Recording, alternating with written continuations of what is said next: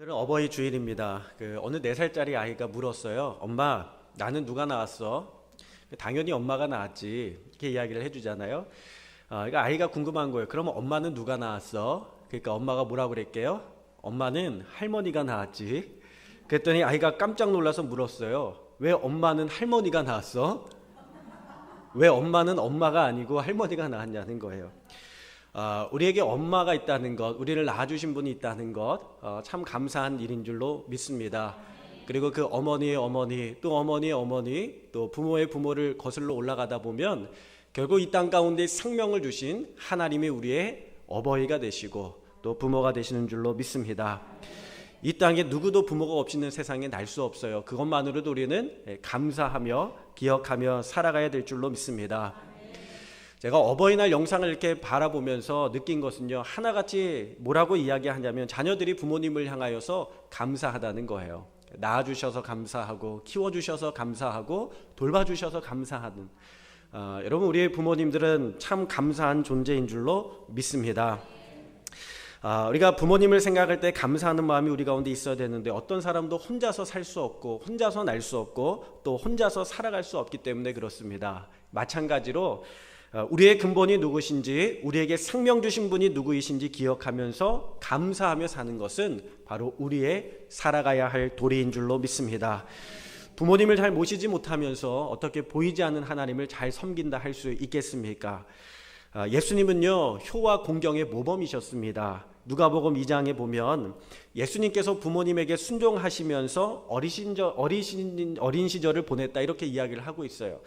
그렇게 지혜가 자라고 키가 자라고 하나님과 사람들에게 사랑받을 수밖에 없었던 것은 그가 부모님의 말씀을 거역하지 아니하고 순종하면서 살아갔기 때문인 줄로 믿습니다. 예수님은 육신의 부모뿐만 아니라 영적인 하나님 아버지를 잘 섬기셨습니다. 사람의 뜻대로 살지 않고 하나님의 뜻대로 사셨고, 그의 생애 동안 조금도 자신의 뜻을 위하여서 행하지 아니하시고 오직 하나님의 말씀, 하나님의 뜻에 순종하며 사신 분이 바로 예수님인 줄로 믿습니다. 죽기까지 순종하신 분이 바로 예수님이라는 것이죠. 예수님은 십자가에 달려 돌아가실 때에 그가 사실은 예수님은 부모님을 잘 섬긴 또 사람이었습니다. 아버지를 일을 따라서 목수가 되었고, 예수님께서 십자가에 달려 죽으시기 전에 그의 어머니를 누구에게 부탁합니까? 그의 제자 요한에게 부탁을 해요. 그렇게 해서 어머니의 슬픔을 위로하고 또 어머니를 걱정하면서 돌봄을 받을 수 있도록 어머니를 부탁하는 것입니다. 우리가 이 땅을 살아가면서 누구를 본받으며 살아가야 되는가? 예수님을 본받으며 우리가 살아가야 될 줄로 믿습니다. 그러므로 오늘 말씀에 내 부모를 공경하라, 이렇게 이야기를 하고 있죠. 우리 2절의 말씀을 다 같이 한번 읽어보면 좋을 것 같습니다. 우리 에베소서 6장 2절의 말씀입니다. 다 같이 함께 읽겠습니다. 내 부모를, 내 아버지 어머니를 공경하라. 이것은 약속이 있는 첫 계명이니. 아멘. 약속이 있는 첫 계명이다. 하나님을 믿는 것은요, 육신의 부모를 버리거나 함부로 대하는 것이 아니라 더욱 열과 성의를 다해서 섬겨야 함을 말씀하고 있습니다. 양준석 장로님께서 기도하실 때 말씀하신 것처럼 내 부모를 공경하라라는 것은 10계명 중에 사람을 향한 계명 가운데 첫 번째 되는 그러한 계명입니다. 그러니까 우리가 인간의 사람의 도리를 다할 때 가장 먼저 해야 될 것은 무엇이냐면 부모를 공경하고 사랑하는 것입니다. 근데 제가 이 말씀을 사실 준비하면서 느낀 것은 여기 앉아 계신 대부분의 성도님들은요, 사실은 이미 부모인 분들이잖아요. 이미 부모님들이 많이 돌아가신 분들이 많이 계시고, 이제 내가 부모가 되어서 사랑을 받고 존중을 받아야 되는 부모님들이 참 많이 계심을 제가 알고 있습니다. 하나님께서 여러분들을 사랑하시고 또 복 주시기를 간절히 축원합니다. 어느 날 성도님이요, 목사님을 따라왔어요. 어렵게 결혼해서 자식을 낳았는데 노년의 자신을 버렸다는 거예요. 오갈 데가 없게 되자 목사님을 찾아와서 하소연했습니다. 이 성도님의 이야기를 가만히 들어보니까 이분이 굉장히 가난한 가정에서 태어나게 되셨는데, 아버지가 아들을 얼마나 사랑했는지 감기가 걸리면 휴지로 닦지 않고 입으로 코를 빨아주셨대요. 그렇게 이 아들을 끔찍이 사랑했습니다. 농사를 지으시는데 허리가 부러지도록 농사를 지으셔서 이 아들을 당시에 어렵게 일본으로 유학까지 보내주셨어요. 이 아들이 유학을 마치고 왔더니 여러분 그 당시에 유학한 사람이 몇 명이나 있겠습니까? 유학하고 왔더니요 좋은 직장에 들어가게 되었고 좋은 자리에 앉게 된 것입니다.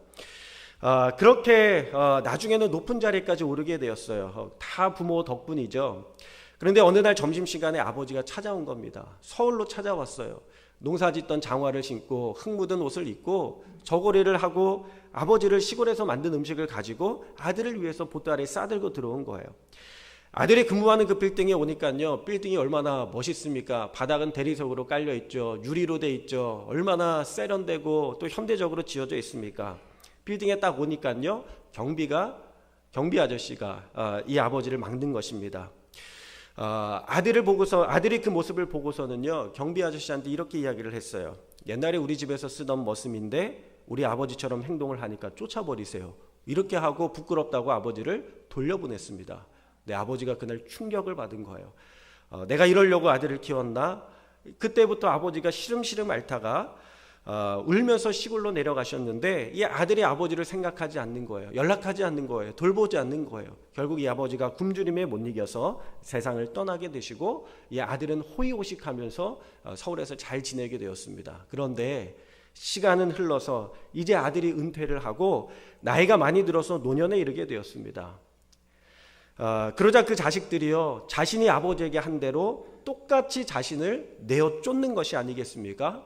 그것이 너무나도 억울하고 속상을 해서 목사님께 찾아와서 하소연하는데요, 목사님께서 안 들어주시고 뭐라고 말씀하셨냐면 사람이 무엇을 심든지 그대로 거두리라, 네. 하고 돌려보내셨다는 거예요. 네, 오늘이 여의도 순복음교회 이영훈 목사님에게 찾아왔던 한 성도님의 이야기입니다. 사람이 무엇을 심든지 그대로 거두리라. 왜 하나님께서 우리 가운데에 계명 가운데, 특별히 사람에게 행한 계명 가운데 첫 번째로 이 부모를 공경하는 것을 넣으셨을까요? 그것이 바로 우리가 복받는 비결이기 때문인 줄로 믿습니다. 우리가 부모를 잘 섬기고 공경하는 것, 그리고 그것이 하나님을 잘 섬기고 공경하는 것이 되고, 그것이 우리가 이 땅 가운데서 장수하고 복받는 비결이 되는 줄로 믿습니다. 부모님을 잘 공경했던 사람이 있습니다. 링컨 대통령이죠. 16대 미국 대통령이었던 링컨 대통령의 어머니는 사실 일찍 돌아가셨고, 그러나 그 어머니가 평생 링컨에게 주신 것이 있는데 무엇이냐면 그것은 바로 하나님의 말씀 그리고 신앙이었습니다. 링컨 대통령이 일찍 어머니를 여의었음에도 불구하고 그의 말씀 가운데 하나님의 말씀이 살아있어서 그의 인생을 잘못된 길로 빠지지 않게 하고 하나님의 말씀을 따라 승리하는 인생이 되게 한 줄로 믿습니다. 이 링컨의 아버지는요, 신발 만드는 사람이었습니다. 구두 만드는 사람이었어요. 하루는 링컨이 대통령이 당선되고 나서 많은 의원들 앞에서 연설을 하게 되는데, 여러분 어떻게 사람들이 다 좋아할 수 있겠어요? 싫어하는 사람이 있잖아요. 이 링컨을 대통령으로서 못마땅해 여기는 의원 중에 한 명이 일어나서 이렇게 이야기를 하는 것입니다. 당신이 대통령이 되다니 정말 놀랍소. 당신의 아버지가 신발 제조공이었다는 것을 잊지 마시오 하면서 사람들에게 조롱거리를 던지는 것이죠. 지금 내가 신고 있는 이 신발도 사실은 당신 아버지가 만든 신발이요 하면서 링컨 대통령을 비하하고 조롱했습니다. 그러니까 사방에서의 수근수근거리는 소리가 들렸어요. 어떻게 신발 만드던 사람의 아들이 대통령까지 올라갈 수 있을까? 그러면서 수근수근거리고 있는데 그때 링컨 대통령이 이렇게 이야기를 했습니다. 고맙습니다, 의원님. 덕분에 잊고 있었던 아버지의 얼굴이 생각이 나게 되었습니다. 아버지는 신발 만드는데 최선을 다하셨습니다. 나는 아버지의 발 뒤꿈치에도 따라갈 수가 없습니다. 다만 그 마음을 배우고자 노력할 뿐입니다. 아마 여기에는 우리 아버지가 만드신 신발을 신고 있는 사람이 의원분들이 계실지 모르겠습니다. 나도 아버지 옆에서 보고 배웠기 때문에 아버지만큼은 따라갈 수 없지만 수선은 해드릴 수 있을 겁니다. 발이 불편하신 분은 언제든지 저에게 오십시오. 그러나 아버지와는 비교할 수 없습니다. 하면서 그렇게 연설을 마쳤다는 것입니다. 여러분, 그 의원은요, 링컨 대통령을 비하하고 무시하려고 하였지만 오히려 그 일들로 인하여서 부끄러워할 줄 알았던 링컨이 아버지에 대한 존경을 나타낸 것을 바라보면서 오히려 사람들이 더 링컨 대통령을 존중하고 인정하고 존귀하게 여기게 되었다는 것입니다.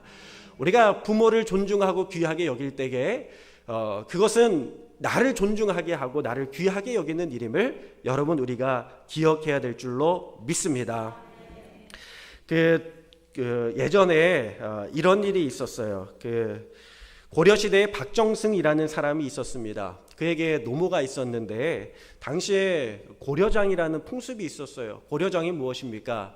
연세가 많이 드신, 그래서 노동력을 상실하신 그런 부모를 밖에다가 내어버리는 그런 풍습이 있었죠. 그런데 이 박정승은요, 어머니를 버릴 수가 없었습니다. 그래서 집에다가 몰래 숨겨놓고 어머니를 봉양을 하고 있었어요. 근데 어느 날 조정이 큰일이 생기게 됩니다. 중국에서 사신이 왔는데 말 두 피를 가지고 왔는데 쌍둥이 말을 가지고 온 거예요. 근데 이 중국 사신이 어떤 문제를 내냐면 이 말 두 필이 하나는 어미 말이고 하나는 새끼 말인데 어떤 것이 어미 말이고 어떤 것이 새끼 말인지 그것을 맞추시오 하면서 이렇게 문제를 낸 겁니다.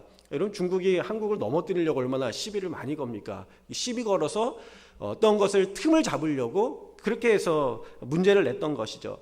근데 여러분, 똑같이 생긴 말을 어떻게 알 수 있겠어요? 어떻게 판단할 수 있겠습니까? 이렇게 조정에서 매일 회의가 열렸고 얼굴이 점점 근심의 빛으로 어두워지기 시작했습니다. 근데 그 얼굴빛을 본 분이 바로 어머니였어요. 아들아, 무슨 근심이 있냐?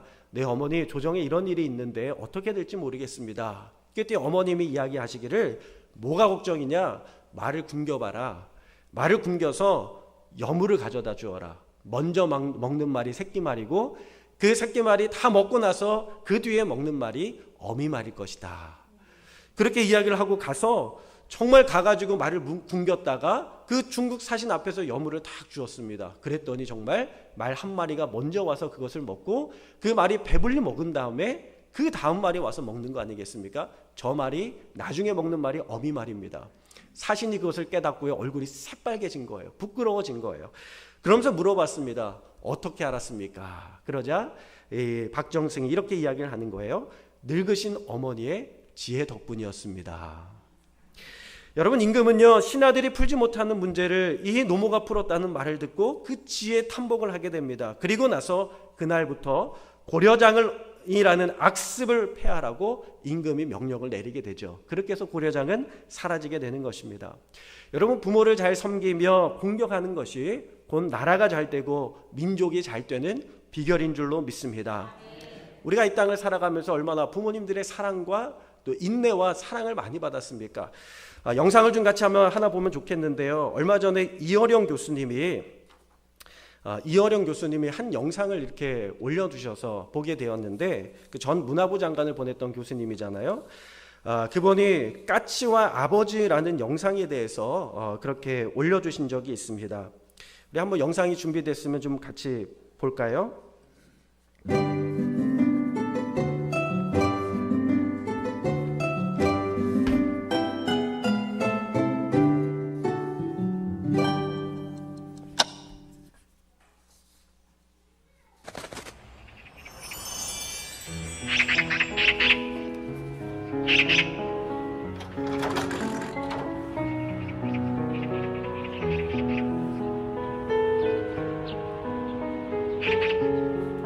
얘야, 저 새가 무슨 새냐? 까치요.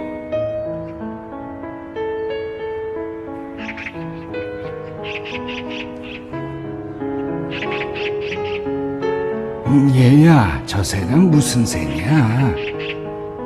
까치라니까요.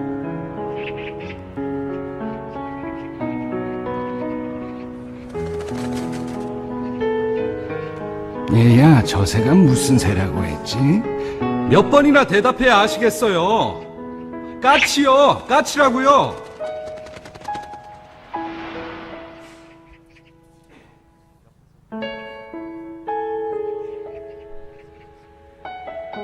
아범아, 너는 어렸을 때 저게 무슨 새냐고 100번도 더 물었다.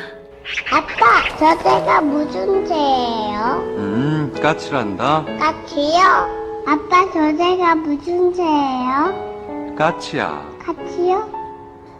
그럴 때마다 아버지는 까칠한다, 까칠한다 몇 번이고 대답하시면서 말하는 이가 귀여워서 머리를 쓰다듬어 주셨지. 그 그래서 네가 말을 배울 수 있었던 거다.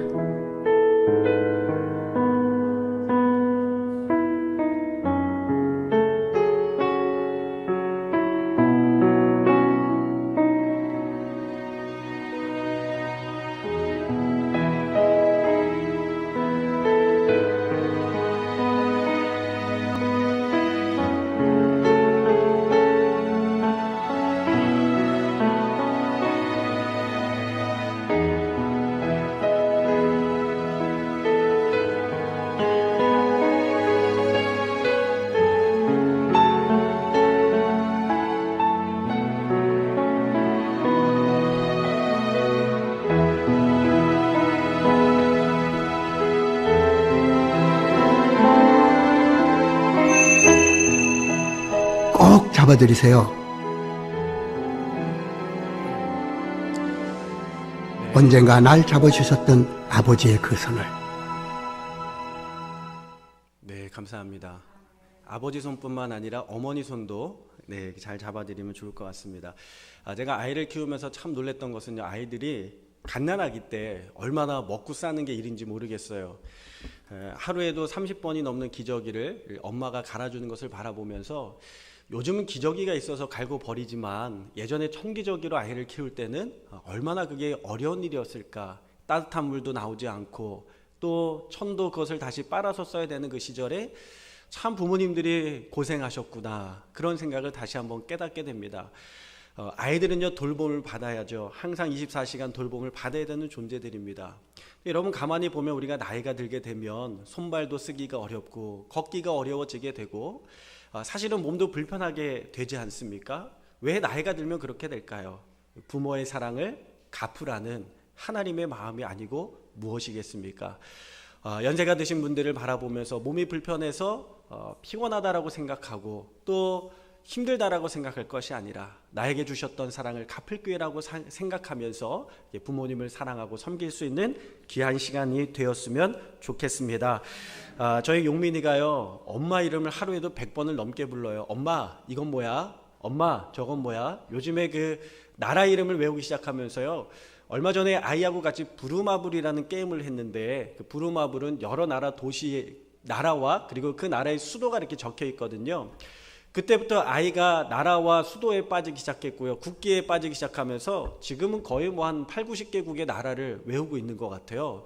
그러면서 와가지고 베네수엘라의 수도가 어디게, 스위스의 수도가 어디게, 아르헨티나의 수도가 어디게 하면서 계속 이야기를 합니다. 근데 처음에는요, 물어봤어요. 이게 뭐야? 저게 뭐야? 저 국기는 뭐야? 하면서 얼마나 많이 물어봤는지 몰라요.